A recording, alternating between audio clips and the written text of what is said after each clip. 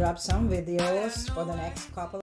What's up guys? This is Lisa from Border Balloons. Today I will show you how to perform the pinch or ear twist. So let's check it out.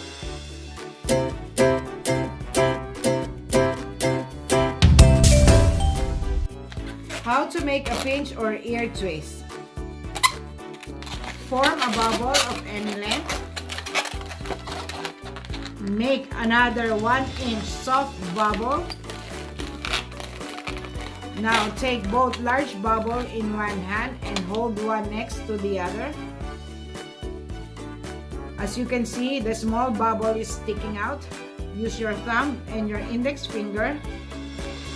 Pull the bubble and twist.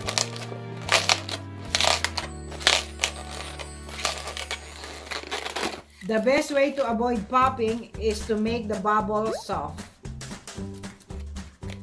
This twist works well in making ears of cats, pigs, or bears, and a lot more.